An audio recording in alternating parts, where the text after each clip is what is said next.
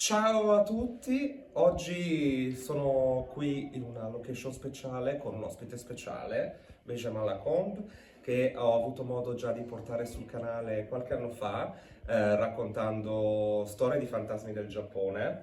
E per l'occasione però ci troviamo a Lucca, stiamo facendo questo video dal Lucca Comics, dove è stata allestita una mini mostra speciale per accompagnare il suo nuovo progetto e quindi ho colto l'occasione al balzo per chiacchierare un po' con Benjamin appunto su il ritratto di Dorian Gray. Naturalmente è un classico, grande classico della letteratura, romanzo di Oscar Wilde e che all'epoca della sua uscita scatenò anche numerose controversie. Benjamin appunto ha realizzato un'edizione illustrata partendo appunto dal romanzo, il suo significato e facendo anche un'accurata ricerca filologica. Il libro è presente nella sua edizione integrale e a tal proposito entriamo nel vivo chiedendo a Benjamin appunto come ha lavorato a questo progetto. Salut Benjamin. Bonjour. Questa è la versione non censurata di Dorian Gray. Qual è stato il processo editoriale dietro al romanzo di Oscar Wilde? First, I really wanted to reincorporate this censored part because it has been censored 2 times. And it shows how society has evolved, because when you see the censored part nowadays, you don't understand really why it was censored, but it is interesting to see, and to see it at the same time, to be able to read the text. And this is the first time the text is presented this way. Like, you have the complete version of the text with the 6 added chapter and the censored part, which has never been published this way. We asked to a specialist of Oscar Wilde, Xavier Giudicelli, to translate it, to review the complete book, and we have been being reread the book by Merlin Holland, that is the grandson of Oscar Wilde. So we try to make the best version possible, you know, the one that maybe Oscar Wilde himself would have liked, which is always my purpose when I do an illustrated book from somebody that is not here anymore, is to try to make the best version possible that the author would have loved. Sicuramente poi un aspetto interessante dietro la tua versione illustrata è la volontà di fare questa costante ricerca filologica. Soprattutto quello che io ho amato molto è come qua si vada anche oltre il romanzo e si entri nella vita di Oscar Wilde, anche facendo dei parallelismi con il suo vissuto personale. Infatti sono state integrate anche delle parti del De Profundis, e quindi non è semplicemente l'illustrazione di un'opera, ma un tentativo di entrarci veramente dentro. Exactly, I totally agree. This is what I wanted to do, because I thought, when I did my research, I thought that the life of Oscar Wilde himself was super linked to the portrait of Dorian Gray, because of that treasure of literature he did. He meets the love of his life, that was Lord Alfred Douglas. This love can make him go to a wild side crazy thing, and also to prison, because he has a procedure against him and he falls completely socially. He was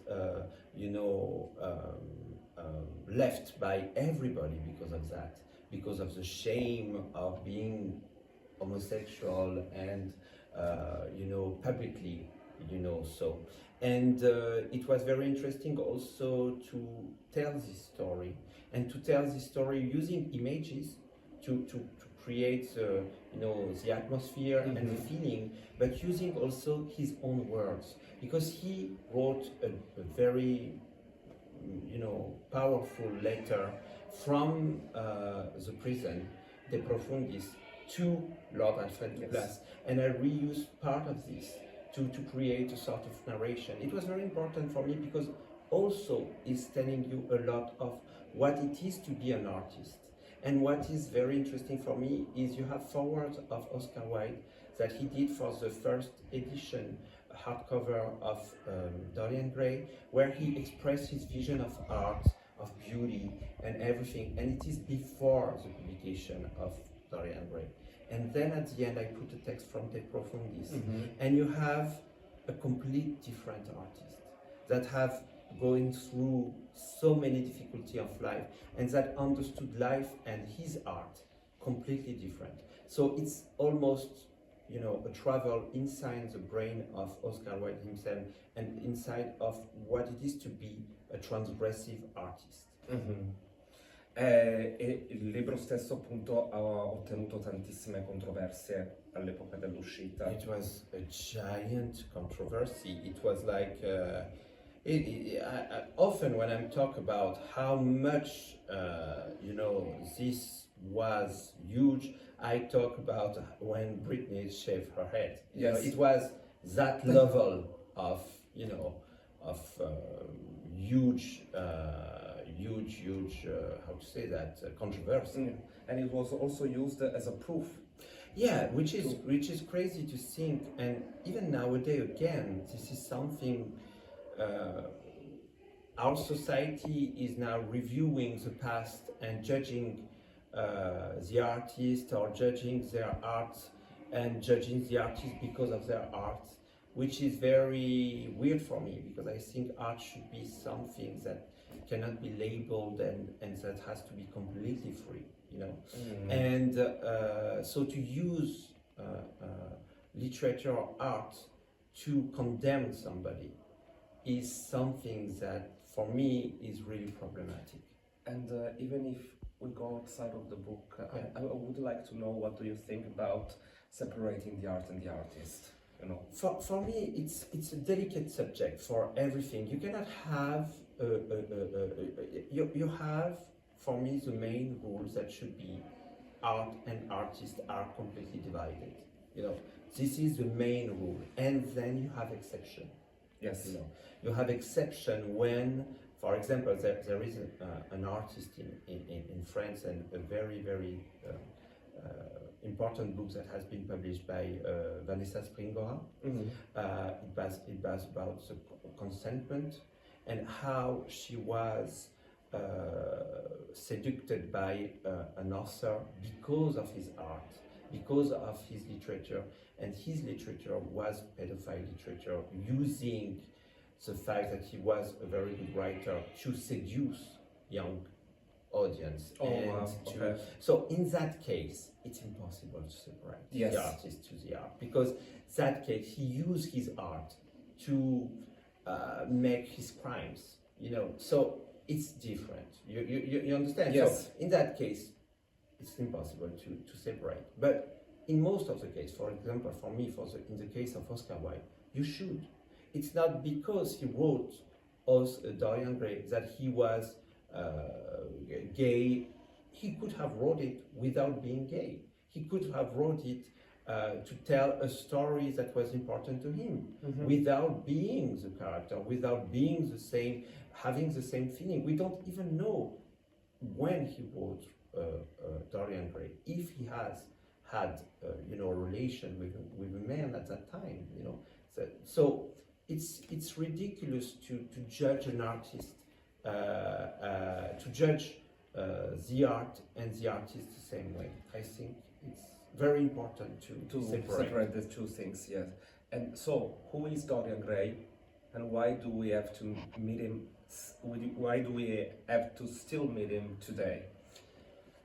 Dorian Gray is a very complex person. I think he represents perfectly the youth, and how much youth can be perverted. You know, because basically, when he's at the beginning of the story, he's a sort of purity, perfection, purity of the youth. He's beautiful, he's open-minded, he wants to discover the world, he loves everybody. And then he encounters somebody, an hedonist person, that is telling him, you need to, you know, use everything possible, use your beauty, use everything, and never, which is something that is attractive to see, that is interesting also. And he basically fall into vanity and into the fact that he's full of himself. The more and more he's becoming a monster, which for me represents what social networks can be. Yes. It's exactly the same. It's like it can be very cool, pure, and interesting. And if it's used in a wrong way, if you trust all the praise you have on it, you can becoming a monster for the like. It's exactly the same. So that's why it's very interesting to talk about it nowadays for me. Yeah, it's very today. Yes, accurate. Yeah. And we talked about art, we talked about vanity, so we went deeper in the book. And art, of course, is a crucial part of the portrait of Dorian Gray. There's a portrait that in this case reveals what's inside, even if art can be seen as artificial, but art can really show the depths of what we can't see. So during your process, your art process and drawing process, were there any inspirations that helped you to go deeper under the surface? First, I wanted to use, because the main thing of this collection is to use the fabrication to create objects that are, helping the story and the narration. You use, the plasticity of the book to make stuff. So, for example, the reveal of the ugliness of the portrait is revealed by a system of layers. So at the end of the book, you have a system of very thin, transparent layers that reveal to you slowly, the decay of the portrait of Dorian Gray. And it's very interesting because basically every step merging with the previous one to create a sort of moving portrait of the decay, which is very, very interesting for me. And so this fabrication and this new principle of fabrication helped me to tell, express, what I wanted to express, which is very interesting. And also, it's always crazy to think that this story has been written centuries ago, and still so you have many things to tell and to show, some stuff that people never noticed. For example, here on the top you have a portrait of Sibyl Vane. Yes. When Dorian Gray fall in love Sibyl Vane, and it is very interesting to think that he said basically, and the line is there in Italian, so that he felt in love exactly at that moment when she was playing a boy, and she was dressed as a boy. Yes. Which never anybody has represented Sibyl Vane as a boy, in the illustration. But it was a key, because basically again Oscar Wilde was expressing something through this, because it was absolutely impossible to talk about direct homosexuality. Yes. And maybe you understand stuff about the character, why he loved no one, why he's not able to connect with anybody in that society at that moment with his stature. So you have many keys and doors that can be opened, which is very, very interesting to see how much this is like almost a word in itself.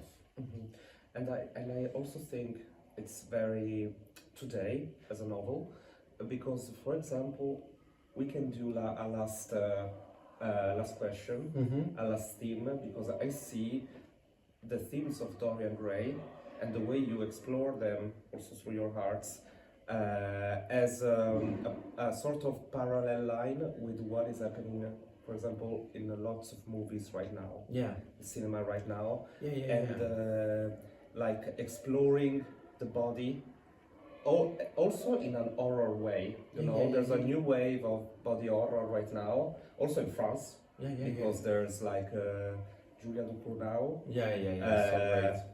Titan. Titan.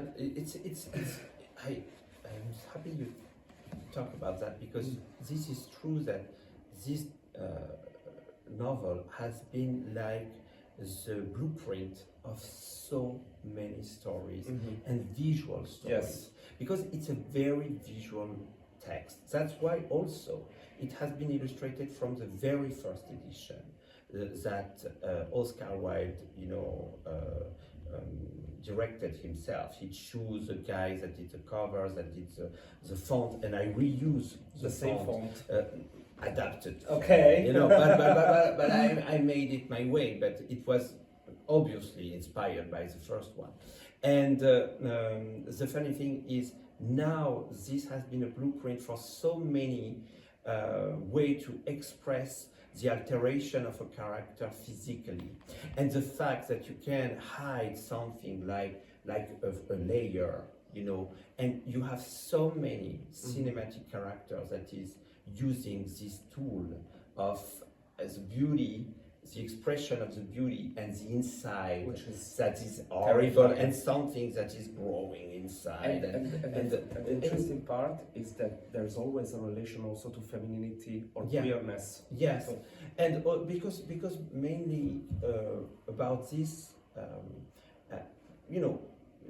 the fact to not be able to come out is one of the biggest fear that can make paranoid,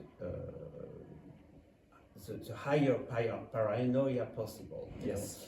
And even in psychological way, you say the first, paranoid thing is the fear to be discovered as homosexual. This is one of the, when clinics paranoia, and this is very interesting because it shows you how much when you not allow the people to be themselves, it can create so many problems. It is basically what it's saying in this book. It's all about that, and it's very interesting that yes, this character, it's a male character that is the main character, but it's also a femme fatale for me. Yes. It's also so beautiful and so magnetic that everything around him is falling. It's exactly what is a femme fatale. So there is a part of femininity on it, on the character, which is very, very interesting again, and very cinematic as well. Thank you, Benjamin. Thank you very much, Matteo. Grazie allora a Benjamin e grazie a tutti voi, appunto una breve intervista per raccontare il ritratto di Dorian Gray, appunto di Oscar Wilde, nell'edizione integrale illustrata da Benjamin Lacombe. Ciao a tutti. Ciao a tutti.